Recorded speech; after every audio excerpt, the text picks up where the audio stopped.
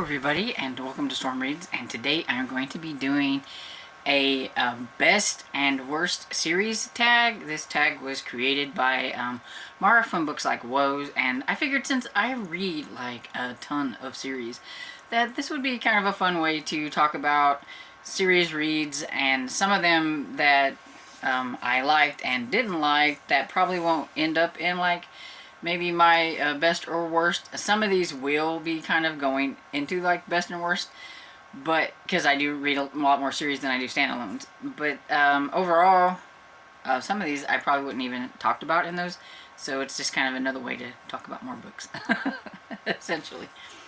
And so the first question is, what is the best series that you caught up with this year that is still a work in progress? So this means that it's going to be continuing on, and for this one I don't know, because I haven't heard anything about like another one coming out. I'm just hoping and putting it out there that I'm hoping there's going to be another one in this series, because everybody knows as soon as I mention it, everybody's going to be like, oh, we should have known. And that will be Library Lovers series by Jen McKinley. I read Plot and the Pendulum just like not that long ago, actually. I was like, I've got to catch up on this series before the end of the year, so I went ahead and just jumped on that. I was waiting for the actual ebook from the library, but I wasn't getting to it, so I just listened to it on audio. I didn't really care. I just wanted to listen to it, or just get it done, because I really love that series and I wanted to read it, and it was a lot of fun. This one was kind of more like a spooky Halloween one, so it had a cold case, and it's just fun. Overall, it's about Lindsay, who is a librarian, and just kind of the sleuthing that she does and everything. It's Cozy Mystery series. So the second one is, what is the best work in progress series that you are still catching up on? And so there's two that I could have put here, but I went ahead and picked a Gaslight series by Victoria Thompson. It is one of my favorite series that I am still trying to catch up on. I think there is around maybe 25 to 26. I don't know if there's a new one that has been put out. I know it's somewhere around there. There's that many in the series. And I read Murder in Chelsea and Murder in Murray's Hill. And there was number 15 and number 16. So I still have a ways to go. I mean, not like too long, but it is going to be one of my priority reads for next year. I do want to catch up on this series. And it's about Sarah, who is a midwife in the Gaslight era, and so she gets involved with all kinds of murder mysteries because of that. I call it a cozy mystery. Some people might not. It does have some darker content in it because of the time period and things like that, but I really enjoy it. And number 15, it like took a pivotal turn in like some things that I have been wanting to happen, so I was super excited about it, and so now I can't wait to see how it's going to go on from now. And yeah, it was a lot of fun. And the next one, number 3, is, what was your favorite first book in a series this year? And I read a lot of first book in series, and so it took a little bit of debate, but I really think that Burn For Me by Ilona Andrews was probably one of my like top favorites of first in series. And this is the first book in the Hidden Legacy series, and it's a lot of fun. It's urban fantasy, and I've really liked this writing duo's work in the past. I've read Kate Daniels and like spin-offs from Kate Daniels, so I knew I was probably gonna like this going in, and I believe I probably gave the 3 books that I read in this series probably all like 5 stars, 4 to 5 stars, somewhere around there. But yeah, it's really solid. I like it. And if you like urban fantasy and things like that, you should really give it a try. And then the next one is, what is your most overhyped series of the year? And okay, so I am with a lot of cozy mystery lovers. I started taking over the Discord, like running the Discord for the Killing Time with Cozies, about mid-year or somewhere around there. Later, it was handed off to me, and Tiffany's kind of like the YouTube version, and I'm like the behind-the-scenes Discord version. And so I hang out with a lot of cozy readers, and like almost all of them that have read this one series, they like absolutely love it. So I think I had it really hyped up, really, you know, that I was gonna love this. I couldn't wait to get to it, and I didn't like it. And so that's the Poppy McAllister series by Livy Klein. I read the first one, Class Reunions or Murder, and I just thought, oh, this is just okay. And I'll give the second one a try. And I read Midnight Snacks or Murder, and I really didn't like that one. I especially didn't like Jenny. I didn't like the antics that was in it. I just didn't like how she was acting. And so I was just like so disappointed because everybody loved it. I want to love it too, and I didn't. I'm going to try the third book next year to decide if this is going to be a series that I will maybe start enjoying, or if it's going to be a series that I'm just going to drop and let everybody else gush about it, because I'm not. And so the next one is, what is a series that you DNF'd this year? I DNF'd a few series this year, but this one is going to be one that please do not come after me because of it. I know this is kind of beloved. A lot of people are really enjoying this series. And, you know, hey, whenever I started it, I loved it too. I gave the first book 5 stars. And then it just kind of went downhill. And me and my friend Sherry, we were both buddy reading this series, and we were really liking it at the beginning. And then, yeah, we both bailed on it. So at least I know it just wasn't me. And that is The Keeper of the Lost City by Shannon Messenger. I mean, I absolutely loved the first book, Keeper of the Lost City. And then the second book just really felt like more of the first book. And I didn't feel like there was a lot more going on in the plot. And then the third book happened, and just some things that happened, I was just like, eh. And then it kind of got interesting towards the end, so I'm like, okay. And then we got to the fourth book, and I bailed at 175 pages because I just felt like nothing was happening. It wasn't going anywhere. It felt stalled for me. And the books are chunky. I mean, they are huge right off the get-go, and they just get bigger and bigger and bigger as the series goes. And I just didn't feel like I was that invested in what was going on. I don't even really care, so I bailed. So I'm really sad because I really wanted to like that series because a lot of people really like it on BookTube, but it just wasn't for me. And I will just live through everybody else's experiences and let everybody else enjoy it and tell me all about it, and I will just, you know, not read it. And so the next one is, what was your favorite series finale this year? And so I did read a few series finales, but I'm going to say the favorite one will be How to Fight a Dragon's Fury by Cressida Cal. It is the 12th book and the final book in the How to Train Your Dragon series. This has been a really fun series to read this year. Since there were 12 books, my friend Sherry and I decided to buddy read this. We did one a month, and it has been a lot of fun. We've listened to it on audiobook. David Tennant is the narrator of the series. He does a fantastic job. He makes all the fun sounds and the fun just voices for everything, and it was a blast to listen to. I loved hanging out with Hiccup and Fishtail and all of them, and yeah, it was a great conclusion, and I'm kind of sad that I'm done because I really like this series. It's not a question that's on here, but if the question was on here, what is my favorite narrator of a series that I listened to on audiobook, it would be David Tennant, because like I said, he was awesome.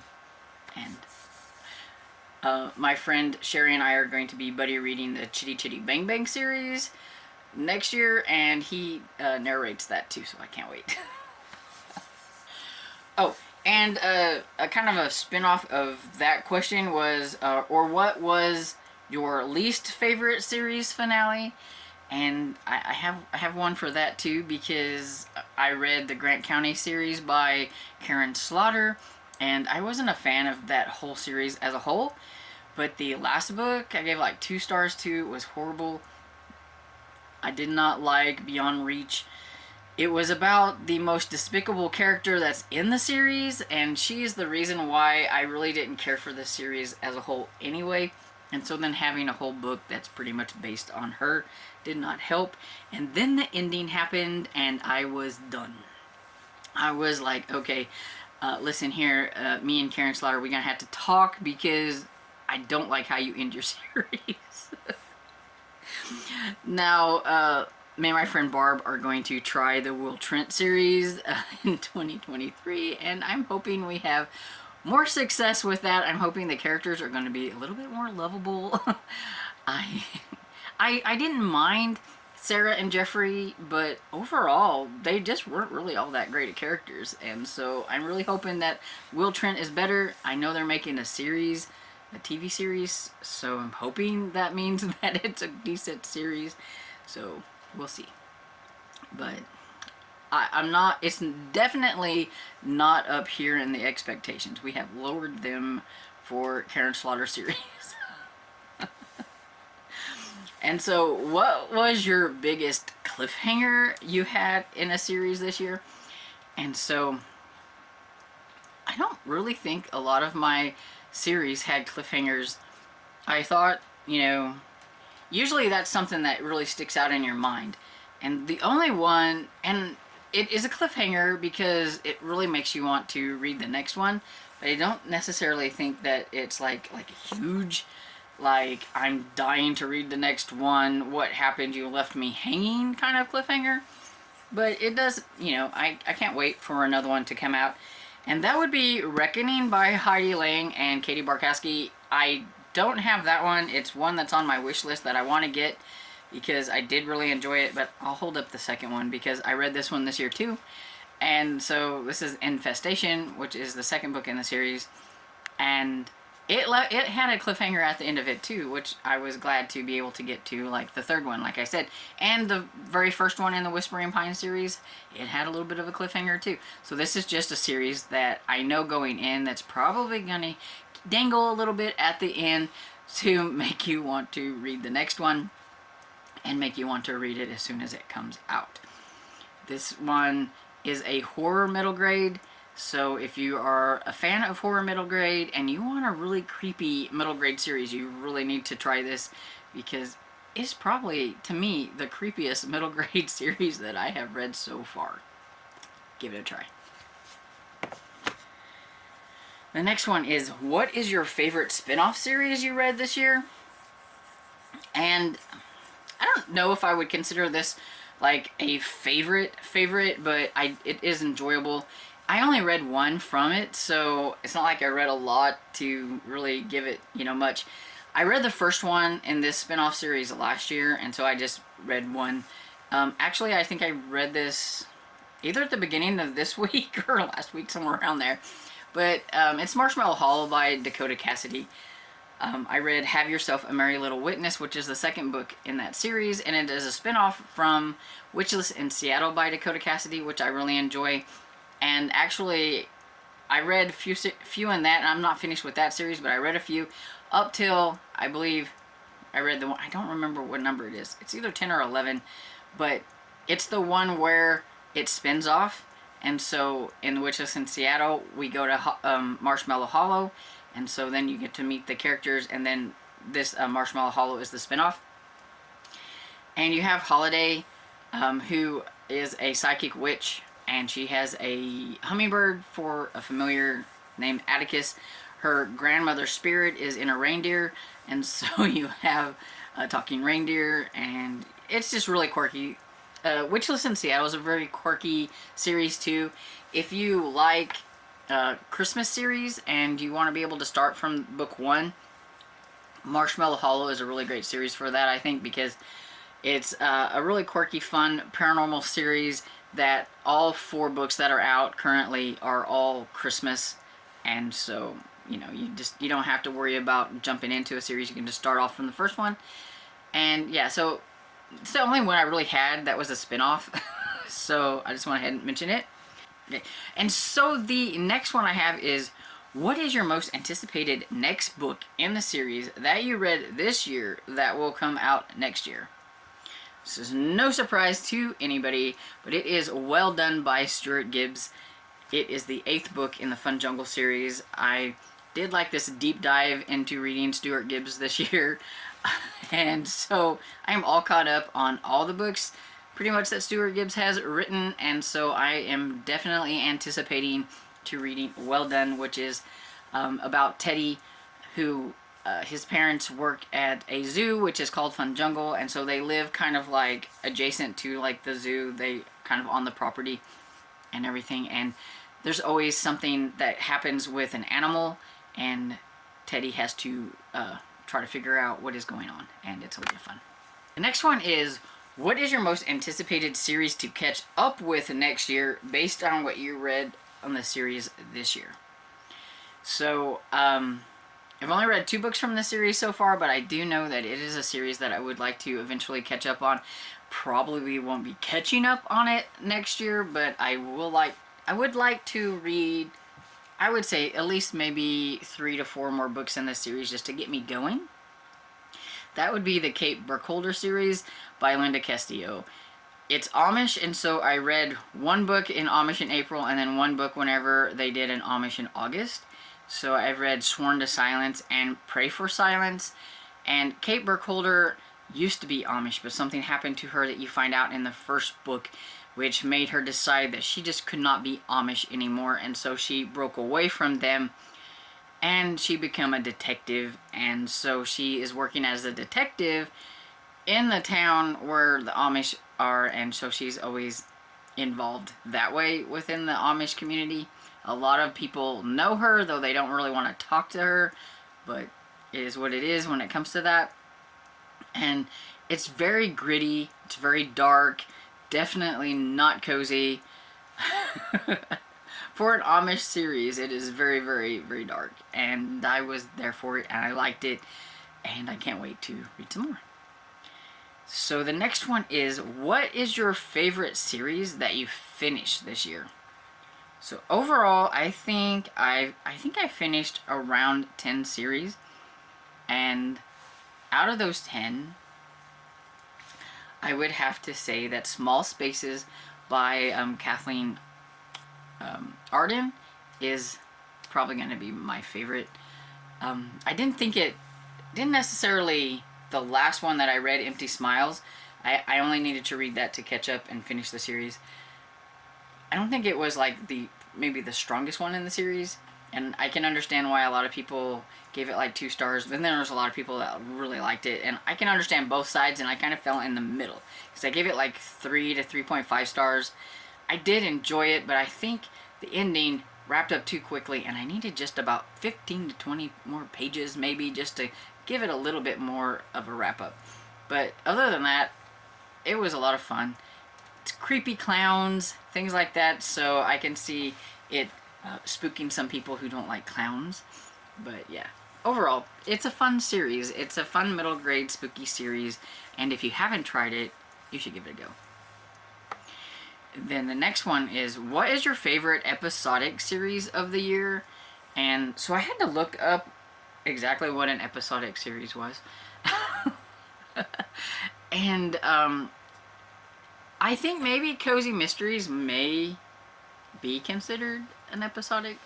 I went ahead with Hidden Legacy by Iona Andrews because I did read books 1 through 3, and they definitely, you needed to read the first book, then the second book, then the third book. So I'm thinking that's has an overreaching arc in the story that even though it might conclude to a certain extent, it's still, you're going to want to know what happens next, and you're going to want to know what happens next, which is what I was getting from what an episodic series might be.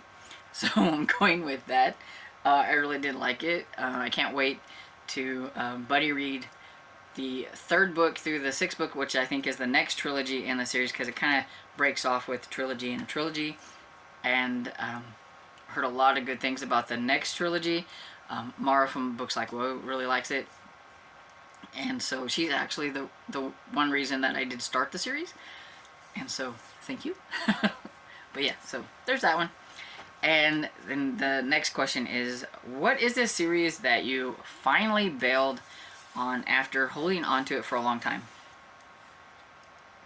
Now, all the series that I bailed, I didn't really bail on any that I've held onto for a really long time, but I'm going to go ahead and mention this one because it's funny that I thought me and my friend started this series this year. It's a trilogy. I thought we started the trilogy this year, but we didn't.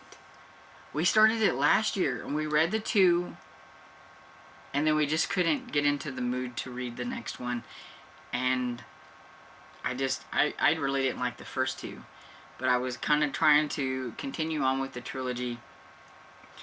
It's very beloved on BookTube, so don't hate me. But yeah, I bailed on Ruin and Rising by Leigh Bardugo, which is the third book in the Grisha trilogy. I only read like 6 pages and I just couldn't do it. And that's what I thought was funny, is because I really thought we started this series this year, but it was last year. But we didn't like it so much that we waited until December to try the third book. And here I thought we started the series at the beginning of the year, but yeah. So it's just not for me. I told my friend that I was bailing, and she could continue on if she wanted, that I would try the Six of Crow duology and see how it goes afterwards, but I just really didn't like this one. And she ended up bailing on this one too, so I don't feel so bad. Then the next one is, what is a series you're most surprised that you liked this year? And I don't think it's really a surprise that I liked it. I think it's a surprise in the fact that the premise, I didn't know if I would like it. I like this author. I've read books from her before, and it's The Survivors Club by Lynn Cahoon. It's a cozy mystery series, but it's about a cancer survivor's book club. And so I was afraid it was going to be too heavy on the cancer stuff, and I didn't know how I would feel about that, because I really don't want to read about that kind of stuff. And so I didn't want it to be kind of a downer, but it wasn't. It was really good. I really enjoyed it. I think I gave it like 4 stars. I can't wait to read the next one in the series. And so yeah, it was surprising, but not really surprising because I do like this author. So the next one is, what is the series that you meant to catch up with and finish this year but you didn't? And that one, of course, is the Gaslight series by Victoria Thompson. I mentioned it earlier that I really wanted to catch up on it, but I didn't. And yeah, so I have like numbers 17 to 25 or 26, depending on how many's out. I'm not really sure. So I don't really have a lot, but I can't wait to get back in there with Sarah, just everybody in that series. They're a lot of fun, and I can't wait. And the last question is, what is a series you caught up with this year that you think is greater than the sum of its parts? So I'm taking that to mean that maybe not all the books were hits, but overall the series is really good.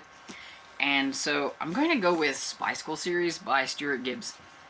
I really like this series as a whole. It's a lot of fun.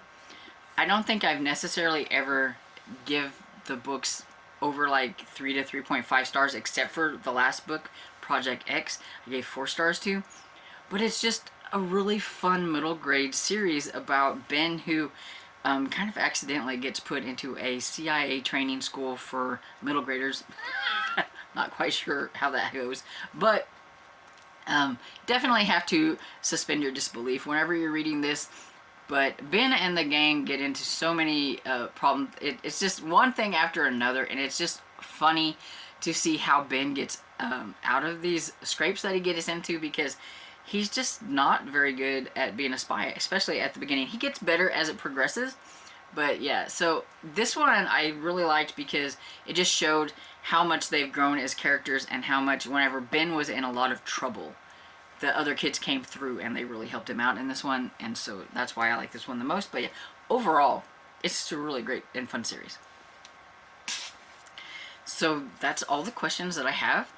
And so, have you read any of these series that I mentioned? Feel free to let me know what some of your like best and worst series were down in the comments below. And I hope you enjoyed this video. And if you did, please give it a thumbs up and subscribe. And I will see you all in the next video. Bye.